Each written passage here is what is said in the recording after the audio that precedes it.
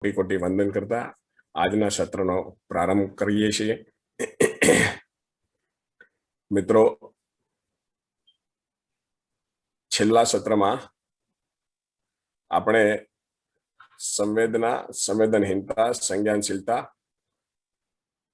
સંજ્ઞાનીયતા અને આ મુદ્દાઓ પર ચર્ચા કરી રહ્યા હતા। એ મુદ્દાઓ પર ચર્ચા આપણી ખૂબ ઇન્ટરેસ્ટિંગ ચર્ચા થઈ રહી હતી અને સમય મર્યાદાના કારણે એ અધૂરી રહી હતી, તો આપણે એ ચર્ચાને અત્યારે આગળ ધપાવીશું અને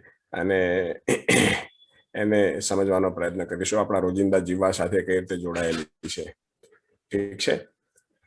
આપણે મૂળ વાત શું છે એ ખ્યાલ હશે, હે ને? એ આપણે ચૂકી ન જઈએ, એના ઉપર આપણું ધ્યાન બનેલું રહે। કોણ મિત્ર કહેશે આપણે ક્યાંથી આ બધી ચર્ચા શરૂ કરેલી છે? એક વખત ફરીથી રિકેપ કરી લઈએ તો 1-2 મિનિટમાં।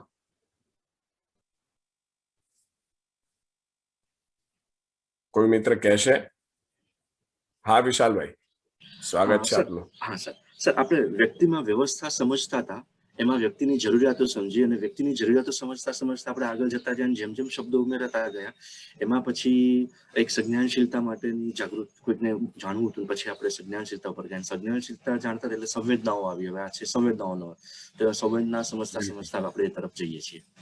બિલકુલ બિલકુલ બિલકુલ બિલકુલ, બહુ સરસ। બીજા કોઈ મિત્ર કઈ કહેશે?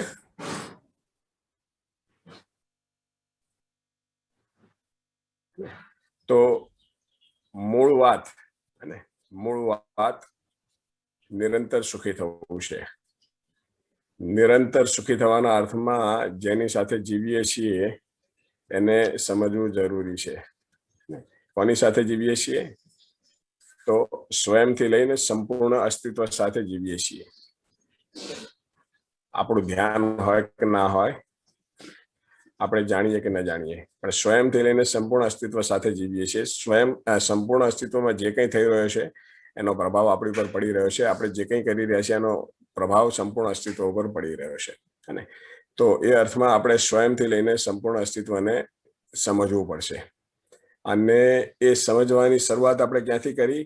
તો આ સંપૂર્ણને જે સમજનાર છે, કોણ છે? માણસ। તો સંપૂર્ણને સમજનાર છે એને સમજવાથી આપણે આ સંપૂર્ણને સમજવાની શરૂઆત કરી, અને તો આપણે માણસ નામની વાસ્તવિકતાને સમજવાનો પ્રયાસ કરી રહ્યા છીએ। માણસ નામની વાસ્તવિકતાને સમજવાની શરૂઆત આપણે માણસ નામની જે વાસ્તવિકતા છે એની જે જરૂરિયાતો છે એ જરૂરિયાતોની યાદી બનાવી, અને સવારથી ઉઠીને સાંજ માણસ માટેના રોજિંદા જીવનમાં શું શું જરૂરી છે એની એક યાદી બનાવી, અને એ યાદીની દરેક વસ્તુની ઉપયોગિતા, અને આપણે એને ઉપયોગિતાના આધારે આપણી યાદીમાં એને લીધેલું છે કે ખાલી એમને બસ અને બજારમાં છે વસ્તુ દેખાય છે માટે આપણે એને આપણી યાદી બનાવી દીધી છે, આપણી જરૂરિયાતની વસ્તુ બનાવી દીધી છે, એને ચકાસતા ચકાસતા આગળ વધી રહ્યા છીએ। અને એ જ ક્રમમાં આપણને આ બધા જે નવા મુદ્દા ઊભા થઈ રહ્યા છે તો જોડે એને સમજતા સમજતા આગળ જઈ રહ્યા છીએ। તો એ રીતે આપણે અને એ ક્રમમાં અત્યારે આપણે સંવેદના, સંવેદનહીનતા, સંવેદનશીલતા મુદ્દાને સમજી રહ્યા છીએ। તો મિત્રો, હવે આજની ચર્ચાનો આપણે પ્રારંભ ત્યાંથી કરીશું। સંવેદના એટલે શું? પરમ દિવસે આપણે ચર્ચા થઈ ગઈ છે, કોઈ 1-2 મિત્ર કહેશે હે ને કે ચર્ચા દરમિયાન આપને શું પહોંચ્યું છે? સંવેદના એટલે શું? કઈ વસ્તુને, હે ને, વસ્તુ રૂપે, હે ને, કઈ વસ્તુને આપણે સંવેદના કહીએ છીએ? સંવેદના નામની વસ્તુ શું? જેમ કે હું કહું કે પાણી નામની વસ્તુ શું, હે ને, તો પાણી નામની વસ્તુ એટલે ટ્રાન્સપરન્ટ પ્રવાહી, એને આપણે પાણી નામની વસ્તુ કહીએ। તો એ જ રીતે, હે ને, પિન પોઇન્ટેડલી પંખો શું, એપલ શું, તો આપણે કહી શકીએ કે આ ટાઈપની વસ્તુ એપલ છે, આ ટાઈપની વસ્તુ પંખો છે। એ રીતે સંવેદના શું, હે ને? વિશાલભાઈ, સ્વાગત છે આપનું। હા, નમસ્તે। નમસ્તે। સંવેદના એટલે કે આપણે વાત કરીએ એમ સંપૂર્ણના અર્થમાં વેદના। વેદના શબ્દ, હા નમસ્તે સર। અને વેદના શબ્દ પણ પાછો એ વિદ પરથી બન્યો છે, એટલે કે જાણવું, સમજવું। એટલે કે સંપૂર્ણના અર્થમાં જે જાણવું, સમજવું છે એ સંવેદના થ્રુ જ થઈ શકે છે, એટલે આપણે એને એ રીતે વ્યાખ્યાયિત કરીએ છીએ। એટલે કે બહારની સૃષ્ટિ સાથેનું કોઈ પણ આદાન પ્રદાન, કોમ્યુનિકેશન, એ બધી વસ્તુ આ સંવેદના 5 ઇન્દ્રિયો થકી જ થાય છે. તો એને આપણે સંવેદના તરીકે વ્યાખ્યાયિત કરશું. બિલકુલ, સરસ. એનો વ્યવહારિક સ્વરૂપ પર થોડી વાત કરશો આપણા વ્યવહારિક જીવનમાં? વ્યવહારિક સ્વરૂપમાં જ કે જે કંઈ પણ આપણે આદાન પ્રદાન કોમ્યુનિકેશન થાય છે બધી જ વસ્તુનું, એ સંવેદના થકી થાય છે આપણી. બિલકુલ બિલકુલ બિલકુલ, બહુ સરસ વિશાલભાઈ, બહુ સરસ. બીજા કોઈ મિત્ર?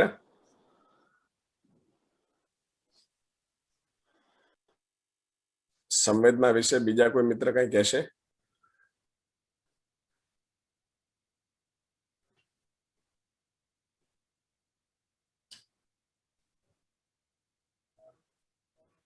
કઈ વાંધો નહીં. તો મિત્રો ફરી એક વખત હું આપને કહું, આમ તો વિશાલભાઈએ કહી જ દીધું છે, છતાં એના વ્યવહારિક સ્વરૂપની વાત કરું તો આપણી 5 ઇન્દ્રિયો દ્વારા ભૌતિક સંસારના જે કઈ સંકેતો આપણને મળે છે, અને એનાથી આપણે જે કઈ અનુભૂતિ કરીએ છીએ, જેમ કે તડકામાં ઉભા હોઈએ અને તડકો લાગવો, અને એ એક પ્રકારની સંવેદના છે. અને શિયાળામાં આપણે ઠંડી લાગવી એક પ્રકારની સંવેદના છે. કંઈક આપણને સ્કિન ઉપર જે છે કોઈક નાનું જીવાત કંઈક કરડવું અથવા કંઈક જે છે એ ત્યાં આગળ ઘસારો થવો અને આપણને જે છે જે અનુભૂતિ થાય એક પ્રકારની સંવેદના છે. ભૂખ લાગવી અને આપણું ધ્યાન, આપણને ખ્યાલ આવે કે મને ભૂખ લાગી છે, એક પ્રકારની સંવેદના છે. અને તરસ લાગવી અને આપણું ધ્યાન જાય એક પ્રકારની સંવેદના છે. હા કિશોરભાઈ, કિશોરભાઈ સ્વાગત છે આપનું. નમસ્કાર. નમસ્કાર. એટલે હું એવું સમજુ છું, સ્થૂળ વસ્તુની જીવનને અનુભૂતિ થાય તેને સંવેદના કહી શકાય. યોગેશભાઈ? હાજી. હેલો. હાજી હાજી. અનુભૂતિ શબ્દ પાછો એક અલગ જ રીતે ઉપયોગ કરવામાં આવે છે. અનુભૂતિનો જે રીતે વ્યાખ્યાયિત કરી છે અલગ રીતે કરી છે. તો સંવેદના સાથે અનુભૂતિ આપણે કરી શકીએ કે ડાયરેક્ટ આ રીતે? હા, કોણ? વિશાલભાઈ બોલો છો? વિશાલભાઈ કે કિશોરભાઈ બોલે? મને હા, વિશાલભાઈ બોલું. હા વિશાલભાઈ, શું કહો છો આપ? શું કહેવું છે આપણે અનુભૂતિ? વિશાલભાઈ નો અવાજ નથી આવતો. વિશાલભાઈ કદાચ નેટ નો પ્રોબ્લેમ લાગે છે, અવાજ કપાઈ. હા, હવે સંભળાય છે? હવે સંભળાય? હવે સંભળાય છે? હાજી. હા બરાબર છે. હાજી. આપણે અનુભૂતિ શબ્દ તો આપણું એક અંતિમ લક્ષ્ય માટે માનીએ છીએ, તો સંવેદનાને સીધું જ આપણે અનુભૂતિ સાથે કનેક્ટ કરીએ. એટલે જો જે કઈ જે આપણે થાય છે તો બધું જીવનમાં જ થાય છે, હે ને? કોઈ પણ પ્રકારનું જે આપણે ફીલ કરીએ છીએ, ભૌતિક સંસાર ફીલ કરીએ છીએ કે આ ભૌતિક સંસારને લઈને જે કઈ અનુભૂતિ છે, હે ને, એ તો જીવનમાં જ છે. ફક્ત જે કહેવાય કે એ અનુભૂતિને આપણે ઓળખીએ, આ કયા અર્થમાં અનુભૂતિ છે, હે ને, કયા સ્વરૂપની છે, તો સમજો કે એ રીતે આપણે એને ડિફરન્શિએટ કરી શકીએ કે ભાઈ આ અર્થમાં છે અનુભૂતિ, આ અર્થમાં છે. પણ અનુભૂતિ તો જીવનમાં જ થાય છે ને. શરીર તો ખાલી માધ્યમ છે કે જે આપણને સંકેતો મોકલે છે, અને જેના માધ્યમથી આપણે ફીલ કરીએ છીએ. અને ફીલ કરીએ છીએ ત્યારે ખ્યાલ આવે છે કે ભાઈ આ શરીર મૂલક અનુભૂતિ છે, આ શરીરથી કંઈક અલગ વસ્તુની ઇન્દ્રિય ગમ્ય અને ઇન્દ્રિયાતીત બે પ્રકારની અનુભૂતિઓ છે, હે ને, દ્રષ્ટિગોચર અને જ્ઞાન ગોચર. પણ એ બંને અનુભૂતિઓ તો જીવન જ કરે છે. ફક્ત જીવન સમજના પ્રકાશમાં એને ડિફરન્શિએટ કરે છે કે એક દ્રષ્ટિમૂલક છે, દ્રષ્ટિમૂલક અનુભૂતિ આ અર્થમાં છે, અને એની આટલી પહોંચ છે. જીવનમૂલક જે અનુભૂતિ છે આ અર્થમાં છે, એની આટલી પહોંચ છે, હે. પણ એ બધી થાય છે જીવનમાં જ થાય છે. વિશાલભાઈ, આવું કંઈક પૂછવા માંગતા હતા તમે? હા, બરાબર છે, બરાબર છે. તો અનુભૂતિ તો જીવનમાં જ થાય. શરીરમાં કોઈ અનુભૂતિ નથી, શરીર દ્વારા અનુભૂતિ છે, અને શરીર તો માધ્યમ છે, હે ને. આપણે ધારો કે જીભ ઉપર કઈ વસ્તુ મૂકીએ, હે ને, તો એ તીખું છે, ખારું છે, એ જીભ ફીલ નથી કરતો. જીભ તો ખાલી જે છે ને, જીભ ઉપર વસ્તુ મૂકીએ આપણે, જો તીખી હોય તો એ જીભ એ તીખી છે એવું કરીને ત્યાં ના મોકલે. જીભ તો એક ચોક્કસ પ્રકારનું તીખા માટેના જે કઈ સંકેત હોય એ બ્રેનમાં મોકલે. બ્રેન એના એ જ સંકેત સીધા, હે ને, પોતે પોતાનું કંઈ પણ એડ કર્યા સિવાય, બાદ કર્યા સિવાય એ જે છે આગળ જીવનને મોકલે. અને જીવન નક્કી કરે કે આ તીખું છે, એટલે જીવન એ વખતે વિચારે કે આ તીખું છે, અત્યારે તીખું મજા આવે એવું છે, અથવા તો તીખું આટલું તીખું શરીર માટે ઉપયોગી છે, કામનું હોય તો શરીર કહે કે ના બરાબર છે, આ તીખું છે પણ કંઈ ખાવામાં વાંધો નથી. અને ધારો કે શરીરને એમ લાગે કે ના ભાઈ આટલું તીખું ખાવાથી મને એસિડિટી થાય છે, તરત જ બ્રેનને કહે કે ભાઈ આ રોકી દે, આટલું તીખું ખાવાનું નહીં. એટલે તરત બ્રેન જે છે જીભને કહી દે કે ભાઈ હવે હાથને કહી દે કે ભાઈ હવે આ પ્રકારનું તીખું કોળિયો મોઢામાં નહીં મૂકવાનો, હે ને. તો આ રીતની વસ્તુ છે, પણ અનુભૂતિ શરીરમાં નથી અને બ્રેનમાં પણ નથી, અનુભૂતિ છે જીવનમાં. હાજી, ભારતીબેન કંઈ કહેવા માંગે છે? હા સર, તો હું એવું સમજી છું આમાં અત્યારની ચર્ચામાં કે શરીરના લેવલ પર જે અનુભૂતિ થાય છે તેને સંવેદના કહેવાય. હા બિલકુલ. અને હાજી, ટૂંકમાં આપણને જે તરસ લાગવી, ભૂખ લાગવી, ગરમી લાગવી, ઠંડી લાગવી, શરીર ઉપર કંઈ વાગ્યાનો અહેસાસ થવો, હવે કંઈ વસ્તુ સંભળાવવી, હે ને, સાંભળવામાં આવવી કાન દ્વારા, કંઈ જે છે સુગંધમાં આવવી ઘ્રાણેન્દ્રિય દ્વારા, અને કંઈ જોવામાં આવી, આ બધી જ વસ્તુઓ જે છે એ સંવેદનાનો ભાગ છે. ખ્યાલ આવ્યો? હા, યસ. બસ બસ બસ. હાજી સુનિલભાઈ, સ્વાગત છે આપનું. હાજી, નમસ્કાર યોગેશભાઈ. નમસ્કાર સુનિલભાઈ. અરે સંવેદનામાં આપણે જે પૂર્ણતાના અર્થમાં વેદના કીધી એ પ્રમાણે જોઈએ તો સંવેદના આપણી જે શરીરના સ્તર ઉપર જે જ્ઞાનેન્દ્રિયો દ્વારા જે સંવેદનાઓ થાય છે એના લીધે આપણે સુખનો અનુભવ કરીએ છીએ, પણ એ ક્ષણિક હોય છે. એટલે ક્ષણિક સુખનો અનુભવ થાય છે એટલે આપણને સુખ નામની વસ્તુ છે એવો ખ્યાલ આવે છે. આપણી જીવનની ચાહના એકદમ નિરંતર સુખની છે, એટલે આ ક્ષણિક સુખથી આપણે સંતોષ નથી થતો, એટલે આપણે વેદના એવી થાય છે કે આપણે નિરંતર સુખ માટે પ્રયત્ન કરતા રહીએ છીએ. એના અર્થમાં પૂર્ણતાના અર્થમાં વેદનાનો મતલબ એ રીતે થતો હોય. બિલકુલ બિલકુલ બિલકુલ. હે ને, આ સંવેદનાનું એક આપણે બીજું પાસું રજૂ કર્યું, હે ને, કે જે તાત્વિક પાસું છે અને વત્તા એ અનુભવમૂલક વ્યક્તિ દ્વારા જે આપણને કહેવામાં આવેલું કે આપણે અનુકૂળ સંવેદના અને પ્રતિકૂળ સંવેદના. સંવેદનાઓ બે પ્રકારની છે, હે ને. અનુકૂળ સંવેદના કે જે આપણને અનુકૂળ લાગે, જેમાં આપણને સુખનો ભાસ થાય, હે ને, તો એ સંવેદના આપણને ઈશારો કરે છે કે અસ્તિત્વમાં સુખ નામની કોઈ વસ્તુ છે, હે ને. તો એના દ્વારા આપણે, હે ને, એ અનુભૂતિને નિરંતર બનાવી રાખવાના અર્થમાં આપણે આગળ વિચારીએ છીએ, હે ને. અને એક પ્રતિકૂળ સંવેદના છે, હે ને.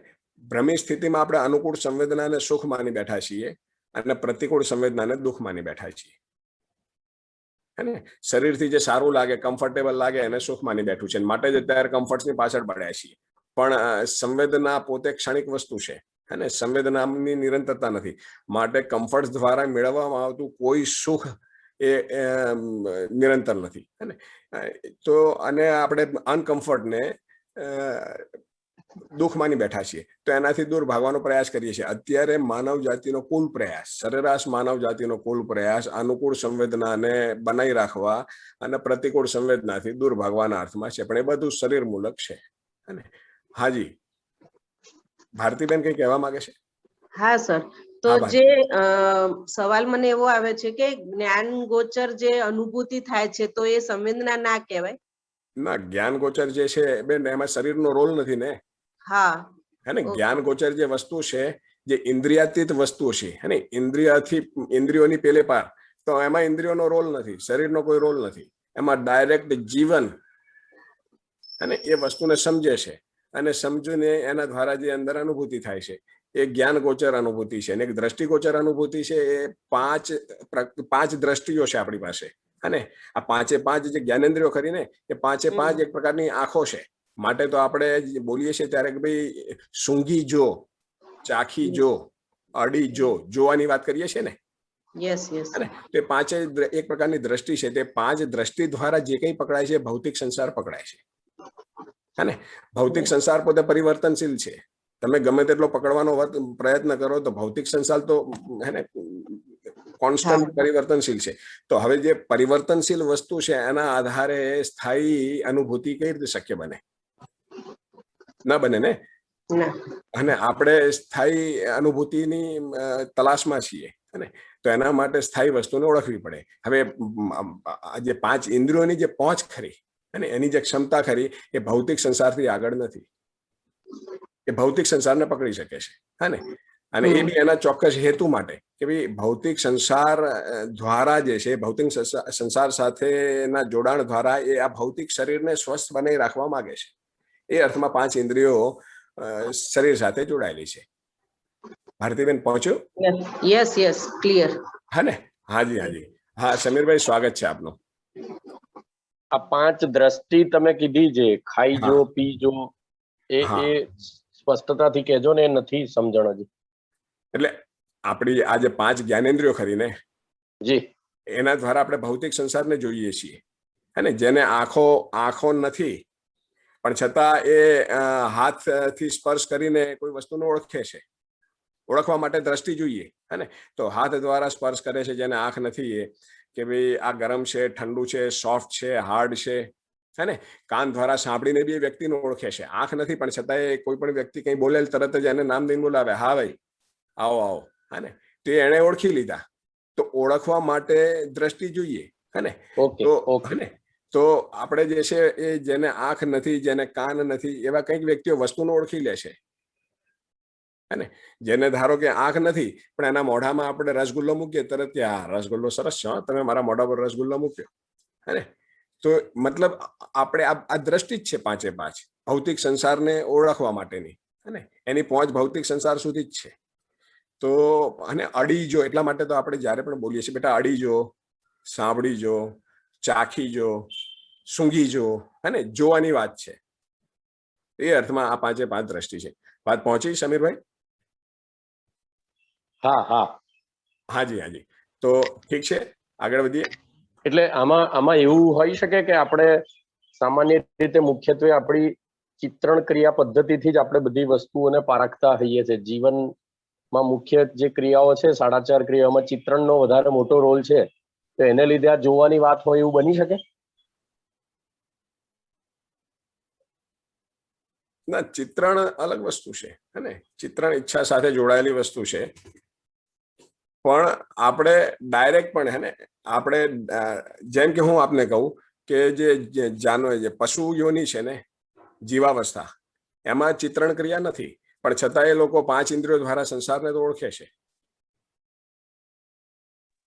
પશુ યોની પણ 5 ઇન્દ્રિયો દ્વારા, પશુ યોનીમાં 5 ઇન્દ્રિયો છે અને એના દ્વારા એને પોતાના શરીરને અનુકૂળ વસ્તુઓને ઓળખે છે. ગરમીને ઓળખે, ઠંડીને ઓળખે, પાણીને ઓળખે, દૂધને ઓળખે, શાકાહારને ઓળખે, માંસાહારને ઓળખે.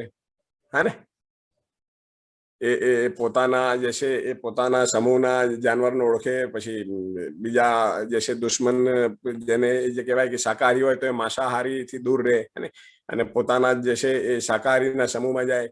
તો એમાં ચિત્રણ ક્રિયા નથી ને છતાં એ ઓળખી રહ્યા છે. ઠીક લાગે છે? સમજાય. હા સમજાય. હે ને યોગેશભાઈ? હાજી.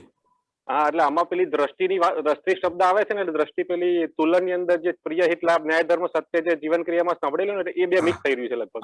અચ્છા ના એ દ્રષ્ટિની વાત નથી. આ સ્થૂળ દ્રષ્ટિની વાત છે. પેલો દ્રષ્ટિકોણ છે. હે ને એ જે 6 છે ને એ 6 દ્રષ્ટિકોણ છે. બે આ પ્રકાર કોઈ એક વસ્તુનો નિર્ણય લેવા માટે થઈને જે આપણી અંદર જે દ્રષ્ટિકોણ ચાલી રહ્યો છે. હે ને આ કરું કે ન કરું, કરું તો કયા દ્રષ્ટિકોણથી કરું, ન કરું તો કયા દ્રષ્ટિકોણથી ન કરું. હે ને એ અર્થમાં છે. પણ અહીંયા જે વાત છે સ્થૂળ દ્રષ્ટિની વાત છે. આ 5 છે. શરીર પોતે સ્થૂળ છે અને શરીર સાથે જોડાયેલી વસ્તુ સ્થૂળ છે. તો એ અર્થમાં આ 5 જ્ઞાનેન્દ્રિયો સ્થૂળ દ્રષ્ટિની વાત છે. અને જે જીવનમૂલક દ્રષ્ટિ છે સૂક્ષ્મ દ્રષ્ટિ છે અને કે જે સ્થૂળની પકડમાં નથી. તો એ અર્થમાં આ 5 દ્રષ્ટિની વાત છે. ઠીક છે મિત્રો? હાજી, બરોબર. હા, આગળ વધીશું આપણે. તો મૂળ વાત સંવેદના સ્પષ્ટ થઈને. સંવેદના શું છે? હવે આપણે સંવેદનહીન એટલે શું કોણ કહેશે?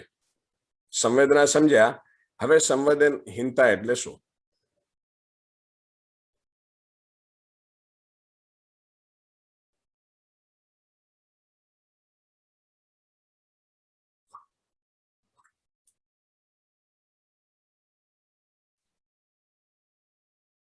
કોઈ કહેશે? હા, વ્યવહારિક જીવનમાં સંવેદનહીન એટલે આપણે એક સાદી ભાષામાં કહેતો જળ વ્યક્તિ નથી કહેતા ઘણા કે આ સંવેદનહીન એટલે જળ વ્યક્તિ છે. હાજી. પણ સંવેદનાનો અનુભવ ન થતો હોય, જે કોઈ સંવેદન અનુભવ ન કરે એને આપણે સંવેદનહીન કહેતા હોઈએ છીએ વ્યવહારિક ભાષામાં. હાજી, સાચી વાત છે. એનો પ્રારંભિક સ્વરૂપ શું? કઈ રીતે ઓળખાય કે આ સંવેદનહીન છે? હે ને, સંવેદનહીનતાનું પ્રારંભિક સ્વરૂપ. હા, મતલબ એને કોઈ જ મતલબ આપે જ કીધું વાત કરી હતી કે ભાઈ કોઈ મરણ પ્રસંગ હોય તો બી એને કોઈ ફરક ના પડે એનાથી. એને કોઈ લગ્ન પ્રસંગ ચાલતી રહ્યો હોય, કોઈ બધા ઉત્સાહમાં હોય બધા, પણ એનો બી એને કોઈ ફરક ના પડે. મતલબ કોઈ જાતનો એને અનુભવ ન કરે એને આપણે સંવેદનશીલ એને કહેતા હોઈએ છીએ. બિલકુલ બિલકુલ. અનુભવ તો થતો હશે કદાચ, પણ છતાં એને લઈને હે ને એની અનુભૂતિમાં ફરક પડતો છે. હાજી શીતલભાઈ, કઈ કહી રહ્યા છો આપ? આવો, સ્વાગત છે. એનું પ્રારંભિક સ્વરૂપ જે આપે કીધું એ પ્રમાણે હું જે સમજુ છું એ વાણી છે ને એ એનું સૌથી પહેલું પ્રારંભિક સ્વરૂપ હોઈ શકે. અચ્છા અચ્છા. વાણી દ્વારા જે વ્યક્ત કરે. હાજી હાજી, ઠીક વાત છે શીતલભાઈ, હે ને, આપનું કહેવું મને ખ્યાલ આવી ગયો. ઠીક છે, બીજા કોઈ મિત્ર? સંવેદનહીનતા એટલે શું? હે ને, તો મિત્રો હું વાત કરું કે પ્રારંભિક સ્વરૂપની વાત કરીએ તો આપણને જ્યારે હે ને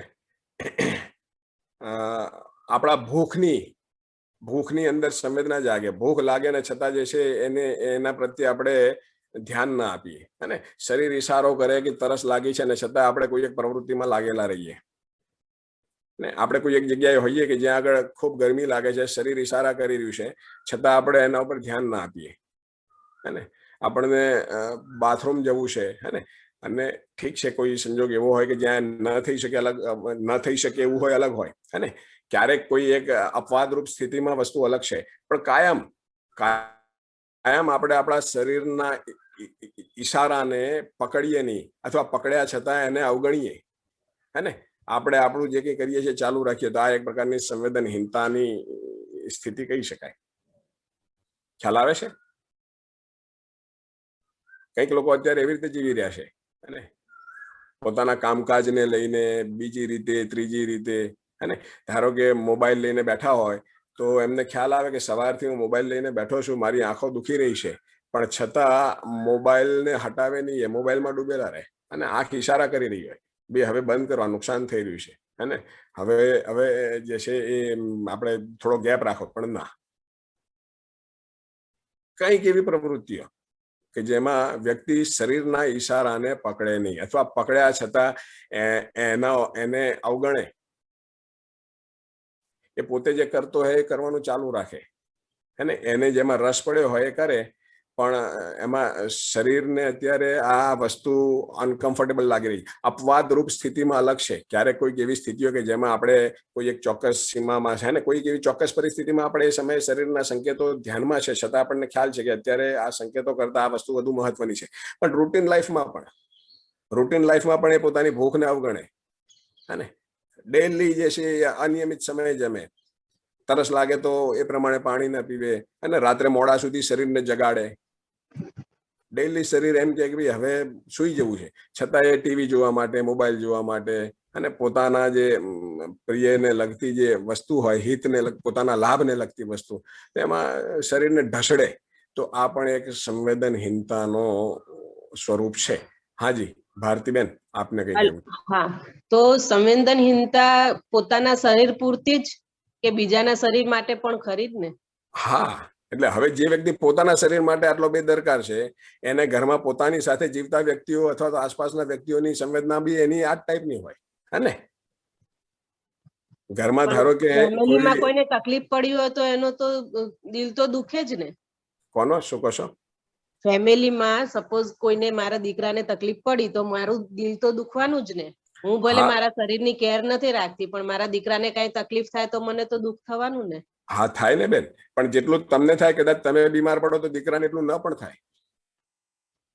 તમને તમારા સંતાનો પ્રત્યે અથવા ઘરના કોઈ પણ સભ્ય પ્રત્યે, અથવા તો હું તો કહું છું ઘરની બહારના કોઈ પણ સભ્યને કઈ તકલીફ થાય ને, તો તમે અંદરથી જેટલા વિહવળ થાવ, જેટલા અંદરથી અને તમે જે અનુભવો, એટલી અનુભૂતિ દરેક વ્યક્તિ અનુભવે જરૂરી નથી બેન. અને એ એની સમજની સ્થિતિ ઉપર આધારિત છે, સંવેદનશીલતા પર આધારિત છે.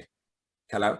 તો જે વ્યક્તિ પોતાના શરીરની પીડાને જે છે આ રીતે અવગણતો હોય, એ સ્વાભાવિક છે, અને એને બીજાના શરીરની પીડાનો પણ એટલો ખ્યાલ ના આવતો હોય. જેમ કે એટલે મારો પ્રશ્ન એ છે કે એવું જરૂરી છે કે ના, જરૂરી નથી. ના, જરૂરી નથી, એવું જરૂરી નથી, હે ને. એવું હોઈ શકે, આવું જે વ્યક્તિ પોતાના શરીર માટે એક સામાન્ય અનુમાન લગાવી શકે કે જે વ્યક્તિ પોતાના શરીરના ઈશારાને પોતાના શરીરની પીડાને નથી સમજતો અને એ વ્યક્તિ બીજાના શરીરની પીડાને બી એટલું જલ્દી ન પકડી શકે. એને એમ થાય કે તો ઠીક છે, ભાઈ ચાલ્યા કરે.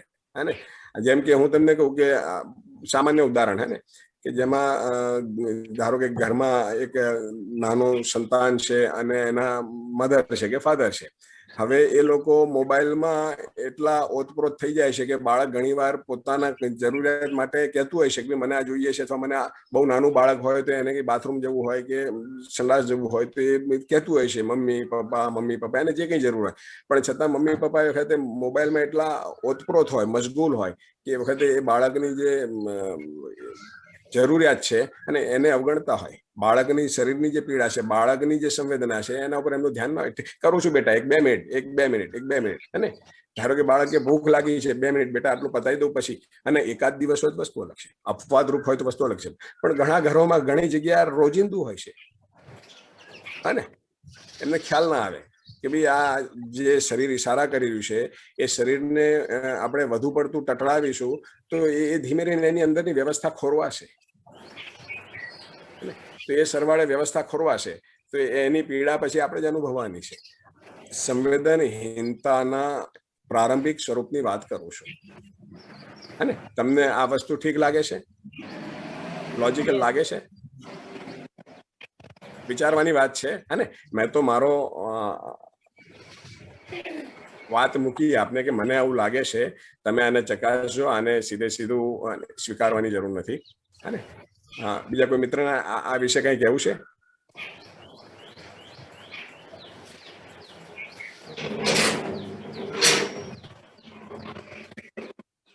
હાજી, તો હવે આગળ વધીએ. તો હાજી, કોઈ કઈ કહેવા માંગે છે? કોઈનું માઇક ખુલ્લું છે. આપણે શીતલભાઈ આપનું માઇક અનમ્યુટ કરવું પડશે. શીતલ પ્રજાપતિ. તો મિત્રો આપણે વાત કરી પ્રારંભિક સ્વરૂપની, હે ને, શરીર મૂલક જે સંવેદનાઓ. એ જ રીતે સંવેદનહીન વ્યક્તિ પોતાની લાગણીઓને પણ દબાવતો હોય છે. અને એને ખરેખર કરવું છે શું અને છતાં એ કરતો શું હોય છે? પોતાની લાગણીઓને કચડીને જીવતો હોય છે. આ પણ એક સંવેદનહીનતાનો ભાગ છે. એ જે કંઈ કરી રહ્યો છે એના અંતર વિરોધ એને સતત બનેલો હોય છે. ખરેખર ઈચ્છતો કંઈ હોય છે, પણ છતાં પ્રિયના અર્થમાં, હિતના અર્થમાં, લાભના અર્થમાં એ પોતાના જે લાગણીઓને કચડીને જીવતો હોય છે એ પણ સંવેદનહીનતાનો ભાગ છે. ને એ જ રીતે એ વ્યક્તિ અન્યોની લાગણીને પણ સમજી ન શકે. અને અન્યોની લાગણીને, અન્યોના ભાવ જગતને અવગણીને એ પોતે જે નક્કી કરે એ પ્રમાણે કરે. આ પણ સંવેદનહીનતાનો ભાગ છે. સામેવાળાને, પોતાની જોડે જીવતા વ્યક્તિને જે લાગવું એ લાગે, અને એને ખબર નથી પડતી આમ છે, ઠેકણું, ફલાણું, અને એનું જે બેસીને એનું સમાધાન કરવાની વાત નહીં. બસ મેં નક્કી કર્યું છે એટલે હું આ પ્રમાણે કરવાનો. તમને ખ્યાલ નથી આવતો, તમે બધા ચૂપ રહો. આ પણ એક પ્રકારની સંવેદનહીનતાનો ભાગ છે. આ ભાવ જગતના સ્તરની વાત છે. અને એના પહેલાની જે વાત કરીએ શરીરના સ્તરની વાત હતી. અને પછી લાગણી અને ભાવ જગતના સ્તરમાં પણ વ્યક્તિ પોતાની જે અંદર અને પોતાની મૂળ ઈચ્છા શું છે એને સમજ્યા વગર પોતે જે કંઈ કરે એનો અંતર્વિરોધ બનેલો જ હોય. અને રોજ અંદરથી અવાજ આવતો હોય કે આ શું કરી રહ્યું છે, નથી આમાં કઈ ખ્યાલ નથી આવતો, આમાં કઈ સાર્થકતા દેખાતી નથી, પણ છતાં એ કરે રાખે. અને પોતાની લાગણીઓને કચડીને, પોતાના ભાવ જગતને કચડી, એ જ રીતે પોતાની સાથે જીવતા હોય અથવા એ જેની સાથે જીવતો હોય એના ભાવ જગતની, એની લાગણીની દરકાર કર્યા સિવાય પોતાની રીતે એક આગળ વધ્યા કરે. હા ને, આ પણ એક સંવેદનહીનતાનું સ્વરૂપ છે. આ વિશે કોઈ શું કહેશે આ બાબતે? વિશાલભાઈ, ભારતીબેન, વાત પહોંચે છે હું જે કહેવા માંગુ છું? યસ સર, મને એવો ક્વેશ્ચન આવે છે કે બીજાની લાગણીઓને અવગણવી. હવે સપોઝ એ સંવેદનહીન કહેવાય તો બીજાની લાગણી ગલત હોય, મારી લાગણી સહી હોય, તો એની લાગણીને હું ઇગ્નોર કરું છું તો સંવેદનહીનતા કહેવાય? હા બેન, આમાં એવું છે કે લાગણી સહી ગલત તો આપણે આપણી રીતે સમજી લઈએ છીએ. એકવાર એની સાથે બેસીને એનું સમાધાન તો કરવું પડે ને. જે વ્યક્તિ જે લાગણી પ્રદર્શિત કરે છે તો એ ક્યાં આગળ એની ભૂલ છે, ચૂક છે, હે, અને એને સમજવું પડે, એને ચાન્સ આપવો પડે, અને ધીમે ધીમે જે છે એ સંમતિથી આગળ વધવું પડે. પણ હવે આપણે એને કચડી જ નાખીએ ક્યારેક વસ્તુ અલગ છે અને અપવાદરૂપ કેસમાં અલગ છે, પણ કાયમ આપણો આ જ અભિગમ હોય અને હું કહું એ સાચું, ઓકે. મારો નિર્ણય સાચો, તમને કઈ ખબર ના પડે અને હમ, સામેવાળી વ્યક્તિને, હા, તો એ સંવેદનહીનતાનો જ ભાગ છે. ઓકે. હા ને, સમજવાની વાત છે. હું કહું છું એના ઉપર એને માની નથી લેવાનું, પણ એના ઉપર વિચાર કરીને આગળ વધવાનું છે કે આ હાજી શીતલભાઈ. યોગેશભાઈ. હાજી, હા છોટુભાઈ, સ્વાગત છે. હાજી, નમસ્તે. હાજી. તમે જે કહ્યું કે એવી સિચ્યુએશન આવે કે જ્યારે માણસનો જે બેકગ્રાઉન્ડ છે, ઉછેર છે, પરિવાર છે, એમાં આ જ જાતનું વલણ હોય અને એ વલણ પેઢીઓથી ચાલતું આવ્યું હોય ઘણીવાર, અને તો એ સંવેદનહીનતાની સિચ્યુએશન માંથી કેવી રીતે રસ્તો કાઢવો? સમજપૂર્વક સંવેદના શું છે, સંવેદનશીલતા શું છે, અને એને સમજવાથી જ આનો રસ્તો નીકળે, એ સિવાય તો ના નીકળે. બાકી તો અત્યારે હું તમને કહું. હાજી, બોલો બોલો બોલો. શરીર યાત્રા નીકળી જાય, કદાચ એટલી ધીરજ હોય અને કામ પાર પડી શકે એવી મનમાં ધીરજ હોય તો લાગે કે કદાચ આ શરીર યાત્રા નહીં તો આગલી શરીર યાત્રામાં એ કામ પાર પડે. એવું બની શકે. મારું એવું સમજવું છે કે જો સાચું શું છે, સાર્થક શું છે, સત્ય શું છે, હે ને, સહી શું છે, એની સૂચના ના મળે ને તો માણસ એક શરીર યાત્રાની 10 શરીર યાત્રા બ્રહ્મમાં કાઢી શકે અને કાઢી જ રહ્યા છે. કારણ કે ધ્યાન તો ત્યારે જ જવાનું છે કે અને સાચું તો આ છે, કંઈક સાચું એની સૂચના સામે આવે ત્યારે એના ઉપર વિચાર કરે અને વિચાર કરીને એના ઉપર કંઈ આગળ વધે. અને એવી ઘણી વાર હું તમને કહું કે એવા કંઈક વ્યક્તિઓ છે કે જેની સામે સત્ય આવે ને, સત્ય આવ્યા પછી એ સત્યને ખુલ્લા મનથી એને જોવી, એ સૂચનાને જોવી, સાંભળવી, એના ઉપર વિચાર કરવો, અને એમાં બી ઘણી વાર જે છે એ શરીર યાત્રા નીકળી જતી હોય છે. સત્ય સામે આવ્યા પછી બી સત્યથી લોકો આગળ નીકળી જતા હોય હે ને, કારણ કે એ માનસિક રીતે એટલા અંદર કુંઠિત થઈ ગયા, સંકુચિત માનસિકતામાં હોય છે કે એ નવું કંઈ સ્વીકારવા તૈયાર નથી હોતા. આવું બધું તદાકાર થઈ ગયા હોય. એક્ઝેક્ટલી એને આશા બંધન, વિચાર બંધન, ઈચ્છા બંધન અને બંધનમાં હોય છે કે હું જે વિચારી રહ્યો છું એનાથી ઉપર કંઈ હોઈ ન શકે. અને ઠીક છે, આવી તો બધી કેટલી વાતો આવે છે ને જાય છે અને આમાં કઈ બહુ ધ્યાન આપવા જેવું નથી. તો ઘણી વાર બિલકુલ જે છે ને સાચી વસ્તુ સામે આવે છતાં એને ઓળખી નથી શકતા. એના ઉપર મતલબ ઓળખવાનો મતલબ શરૂઆત ત્યાંથી છે કે કમસે કમ ખુલ્લા મનથી એ વાતને સાંભળે તો ખરા. એવું નથી કે વાત સાંભળતાની સાથે સ્વીકારી લો. ખુલ્લા મનથી કોઈ વાતને સાંભળો અને એના ઉપર જે છે વિચાર કરો. અને કઈક વ્યક્તિ એ બી નથી કરી શકતા. તો એ એક પ્રકારની સંવેદનહીનતાની નથી.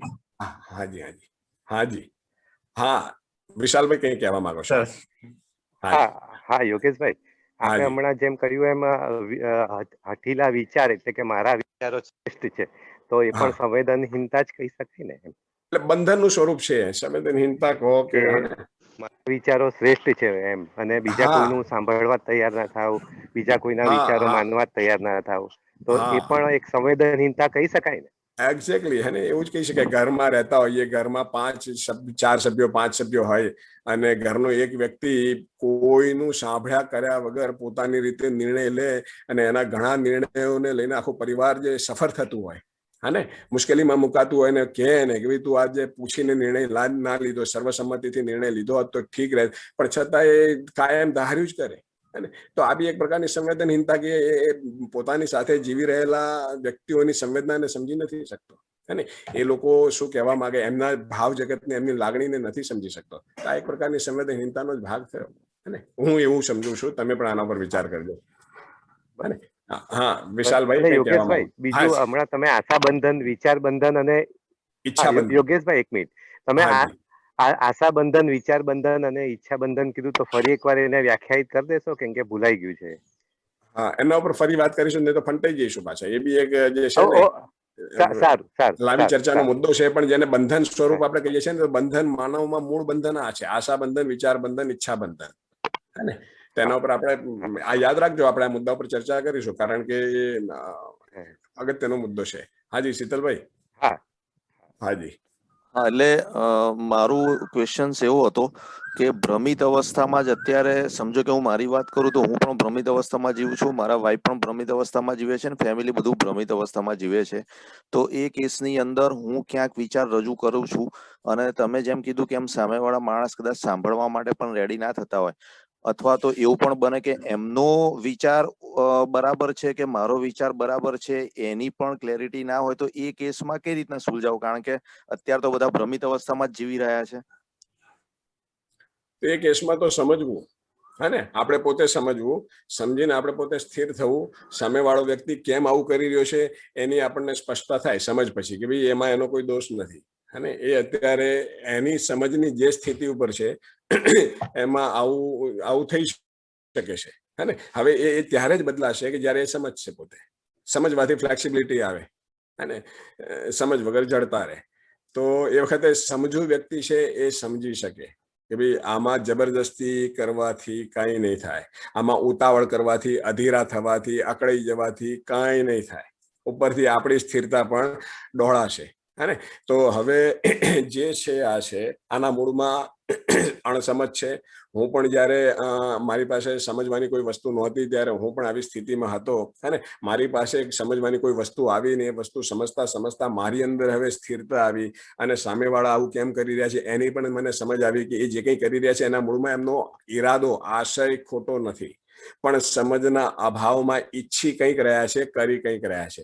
તો હવે મારી પૂરકતા શું, અને મારી સમજદારીનું પ્રમાણ શું? તો હું સ્થિર રહું, સ્વસ્થ રહું, ધીરજપૂર્વક હું પોતે, અને હું જીવીને પહોંચાડું કે જો આવી રીતે પણ જીવી શકાય, હે ને. અને એ દ્વારા જે છે ધીમે ધીમે એમને આ વાત, સાચી વાત પહોંચાડવાનો પ્રયત્ન કરું, એ જ પરમેનન્ટ ઉપાય છે. અધરવાઇઝ તો પછી અને એ બધું દોડવાની વાત છે, વાતાવરણ દોડવાની વાત છે, જબરજસ્તી કરવી, તમે સમજતા નથી, સુધરતા નથી, તમારા કારણે હું દુઃખી છું, અને આવા બધા કંઈક પ્રશ્નો ઉભા થતા હોય છે, પણ એ બધી જ અણસમજનું સ્વરૂપ છે, અને આવું મારું સમજવું છે. ઠીક લાગે છે શીતલભાઈ? હા હા, બરાબર છે. અને સમજવું એકમાત્ર ઉપાય છે, અને સમજવાની શરૂઆત સ્વયંથી જ કરવાની છે. બરાબર છે. અને સ્વયં સુધાર ही संसार की सबसे बड़ी सेवा है.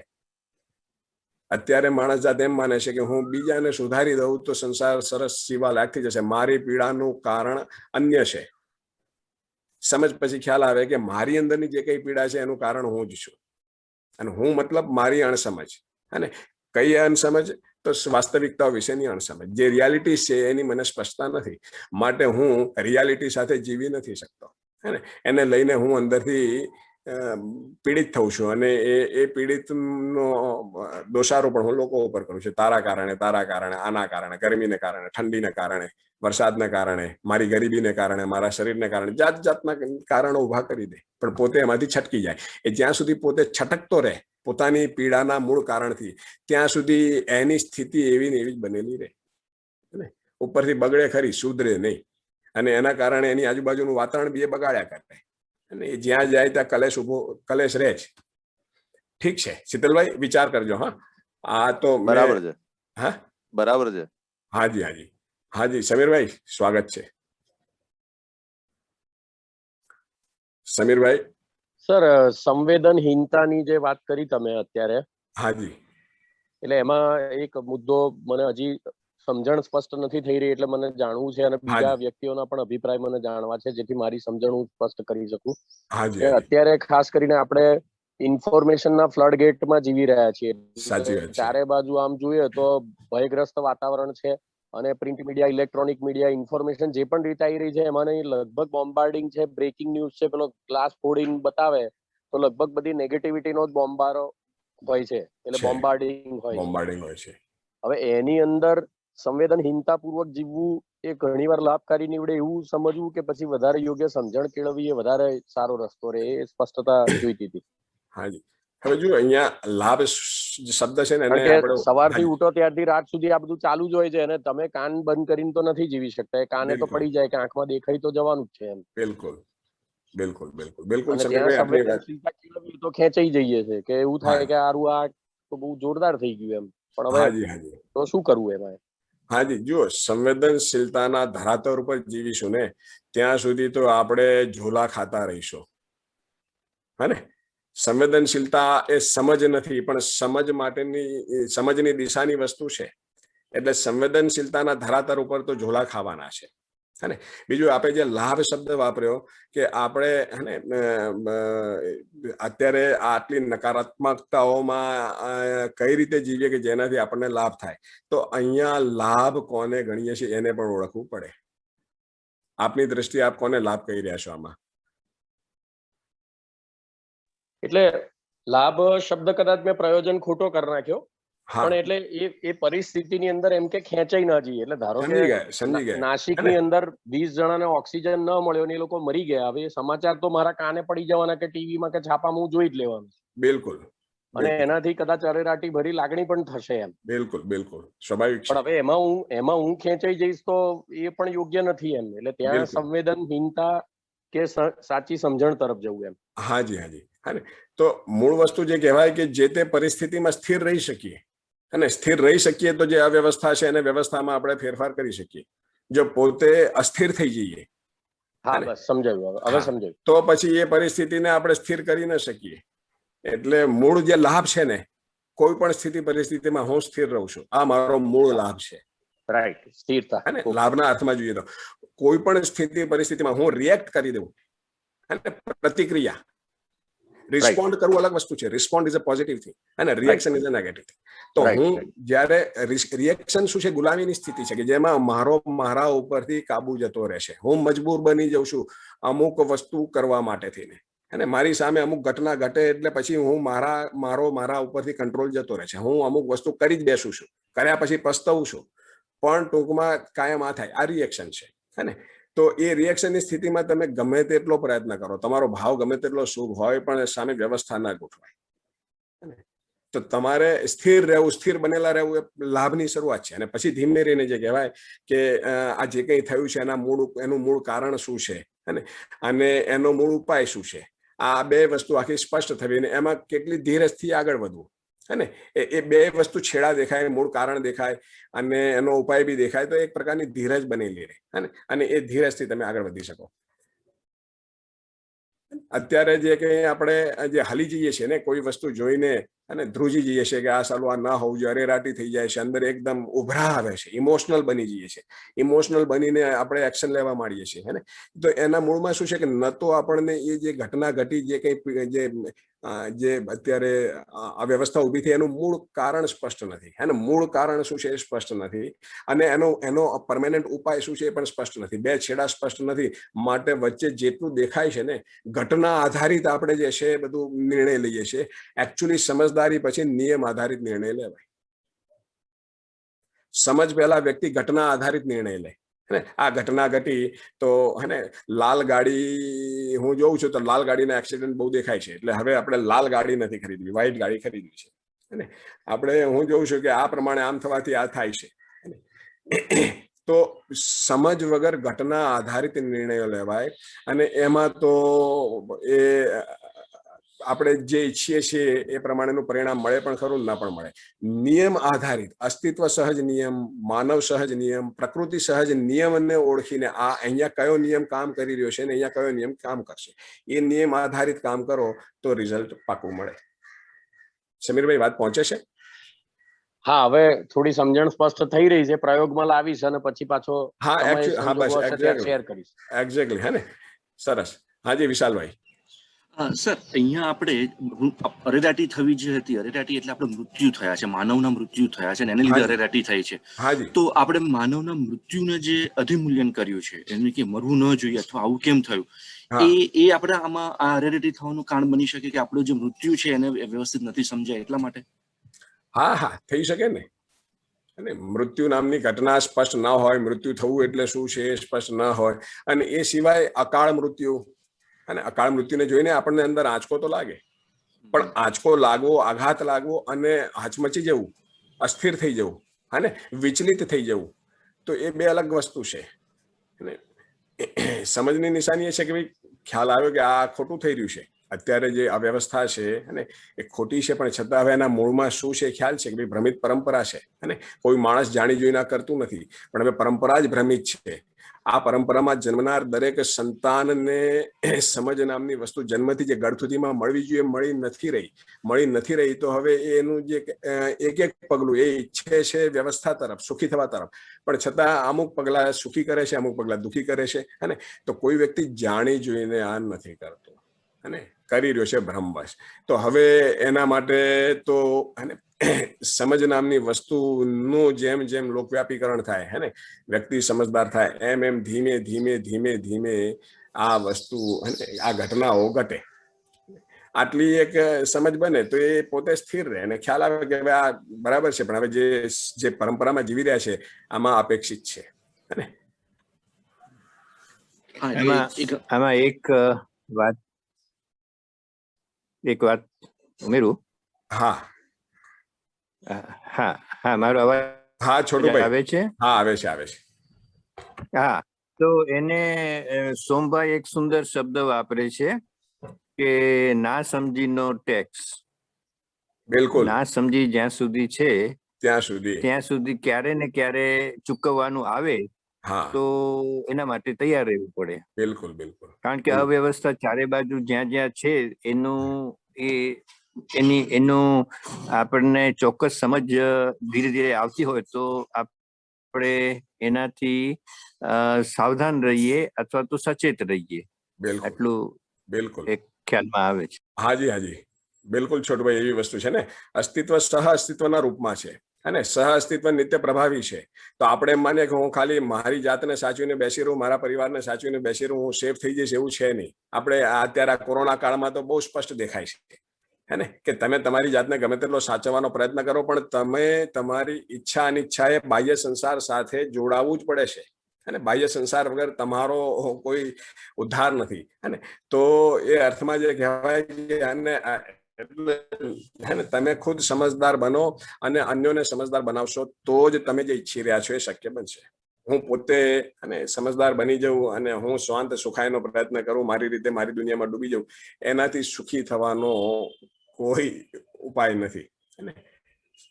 આવી વાત છે. તો હાજી, બીજા કોઈ મિત્ર કઈ કહેતા હતા? વિશાલભાઈ કઈ કહેવા માંગતા હતા? હા સર, એટલે ઘણી વખત એવું બી થાય છે કે સમજીને આપણે એમને સ્થિર રહીએ. સ્થિર રહેવામાં પછી તકલીફ એવું થાય છે કે આપણે ભાગોડ્યું હોય ને એવું લાગે છે. શું લાગે છે? ભાગેડું હોય એવું લાગે સ્થિર રહેવામાં બી, પણ કે આપણે નહીતર કરી બી નથી શકતા. કે ઘણી વખત આપણી પાસે છે ને હવે ઇમરજન્સી છે કે આવી વસ્તુ છે, ઇમિડિયેટલી આપણે સમજપૂર્વક કંઈ કરી નથી શકતા. કરી શકીએ ને, સમજપૂર્વક જો કંઈ કરી ના શકીએ તો સમજનું પ્રમાણ શું? તો પછી આપણે પોતાને સમજદાર માનીએ કઈ રીતે? અને સમજદાર માનવું અને સ્થિર રહેવું એનો અર્થ એવો નથી કે પછી આપણે ઉદાસીન થઈ જવું, મતલબ જોયા કરવું, જે આપણે 2 દિવસ પહેલા સાક્ષી ભાવની વાત કરી હતી. અને એવી વાત નથી. સમજદાર હોવું મતલબ આપણને જે કઈ ઘટના ઘટી રહી છે, જે કઈ અવ્યવસ્થા છે, એનું મૂળ કારણ પણ સ્પષ્ટ હોય, એનો મૂળ ઉપાય બી સ્પષ્ટ હોય કે આનો ઉપાય આ જ છે. હું ગમે તેટલા ધમ પછાડા કરીશ, હું વડાપ્રધાન હોઉં અને હું આ ધરતીનો જે છે એ કરતા હરતા હું, છતાં આ ક્રમમાં જ થશે. હું ઈચ્છું કે રાતો રાત અને આ ધરતી સ્વર્ગ બની જાય, એ નહીં બને. એનો એક ક્રમ છે અને એ ક્રમથી કામ થશે તો જ હું જે ઈચ્છું છું એ રિઝલ્ટ મળશે. એટલે એની પાસે એટલી પેશન્સ રહે અને એ પોતે જે કહેવાય કે જ્યાંથી પાયાથી કામની શરૂઆત કરવી છે અને એ ત્યાંથી કામની શરૂઆત કરે.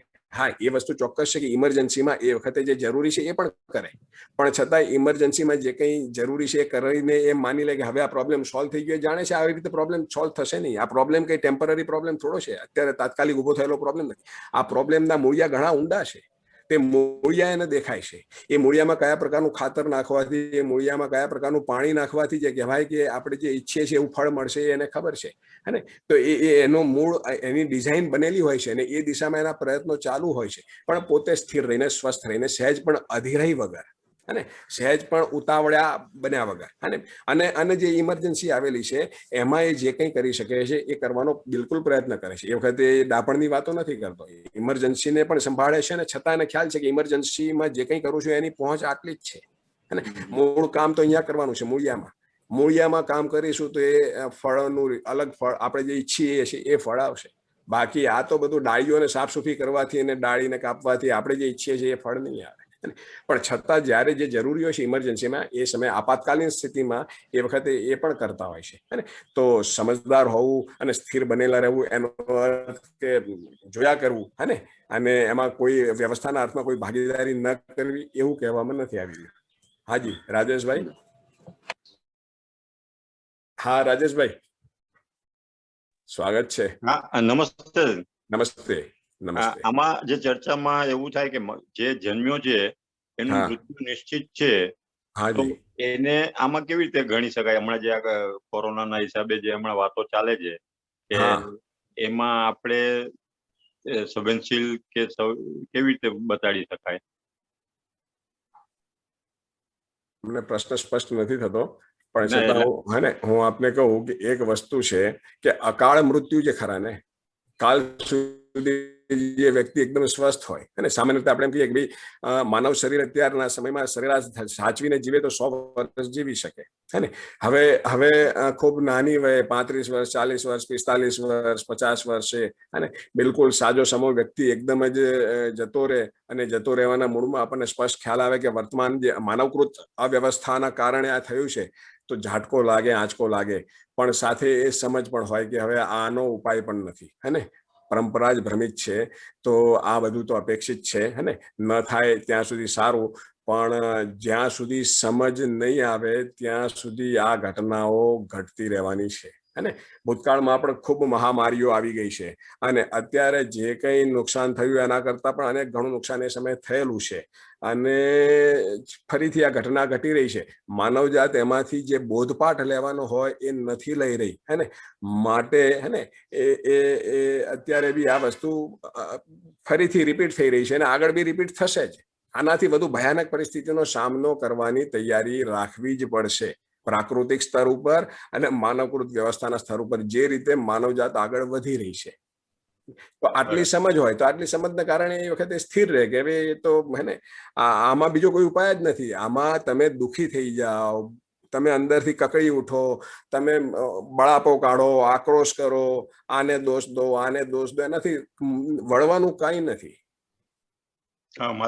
હાજી, તો આટલી સમજ સાથે સ્થિર રહે, અને એકદમ જે ઇમરજન્સી આવી છે એના માટે જ્યાં કામ કરવું હોય ત્યાં પણ કરે, અને છતાં મૂળ કામ જ્યાં કરવાનું છે પાયામાં, ત્યાં પણ એ કામ ચાલુ રાખે. અને એને ખબર છે કે આમાં કેટલો સમય લાગવાનો છે, એને ખબર છે કે અત્યારે આંબાનો મેં ગોટલો રોપ્યો છે, અને હું ગોટલાને અત્યારે સાચવું છું, એની ખૂબ માવજત કરું છું, તો મને અડધો કલાકમાં કેરી મળી જશે એવું નથી. એને ખબર છે, એને ખબર છે કે એમાં આટલો સમય જશે, એમાં આટલી મહેનત લાગશે. આ ક્રમ છે એનો, એ આખો ક્રમ એની નજર સમક્ષ સ્પષ્ટ છે.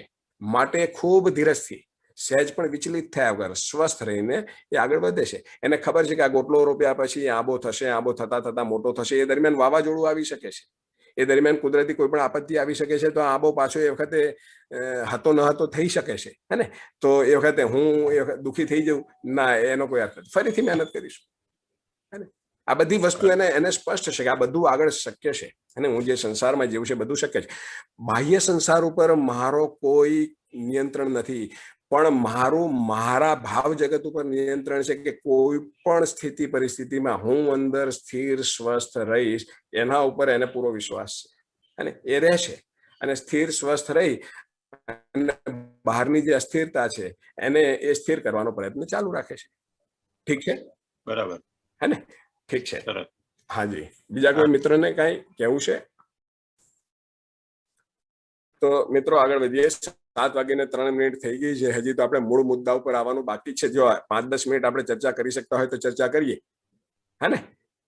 મૂળ વાત હતી આપણે સંવેદનહીનતા. તો સંવેદનહીનતા મતલબ આજની તારીખમાં, વર્તમાનમાં આપણે જોઈએ છીએ કે આ કોરોના કાળમાં કંઈક વ્યક્તિઓ દવામાં ભેળસેળ કરે છે, ભળતી દવાઓ વેચે છે, વધતા દવાઓના કાળાબજારી કરે છે, ઓક્સિજનના બાટલાની કાળાબજારી કરે છે, હોસ્પિટલમાં પથારીઓની કાળાબજારી કરે છે. એ નજર સમક્ષ જોવે છે કે કંઈક પરિવારો ઉજળી રહ્યા છે, અને બિલકુલ જુવાન વ્યક્તિઓ ફક્ત પોતે જે વસ્તુ કરી રહ્યો છે એના કારણે આ સામે આટલા જાનહાનિ થઈ રહી છે, પણ છતાં એના પેટનું પાણી ન હલતું હોય, એ પોતાના લાભને ધ્યાનમાં રાખીને એ પોતે જે કામ કરી રહ્યો છે એને આગળ ચલાવતો હોય, અને અવ્યવસ્થાનું કામ. તો આ પણ સંવેદનહીનતાનો ભાગ છે.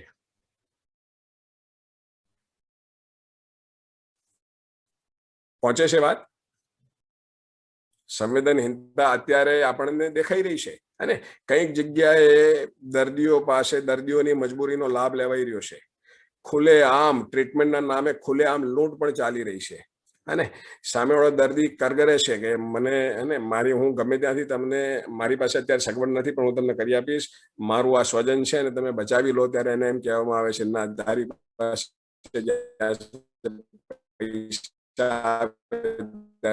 તો આવજે, એ સિવાય બાજુ પાણીથી નીકળી જાય. મિત્રો, સંવેદનહીનતા આપને પહોંચી? અમાનવીય જે કઈ વ્યવહાર છે, જે કઈ વિચાર છે, જે કઈ વાણી છે, એ બધું જ સંવેદનહીનતાનો ભાગ છે. હું જે કઈ બોલું છું, હું જે કઈ વ્યવહાર કરું છું અને હું જે કઈ કાર્ય કરું છું, એનાથી માણસ અથવા તો પ્રકૃતિમાં શું ઇમ્પેક્ટ પહોંચી રહ્યો છે, શું પ્રભાવ ઉભો થઈ રહ્યો છે, સકારાત્મક છે, નકારાત્મક છે, અને એની પરવા કર્યા સિવાય આમાં મારો શું લાભ છે અને મારું શું પ્રિય છે, એને ધ્યાનમાં રાખીને હું જે કંઈ આગળ વધું, એ બધો જ સંવેદનહીનતાનો ભાગ છે.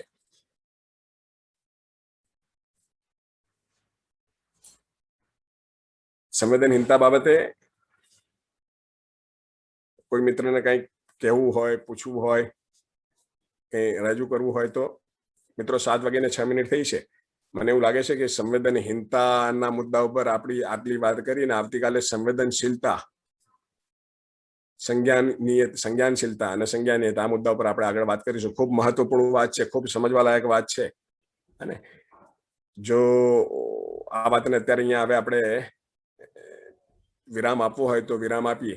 7:06 થઈ છે. ઠીક છે મિત્રો?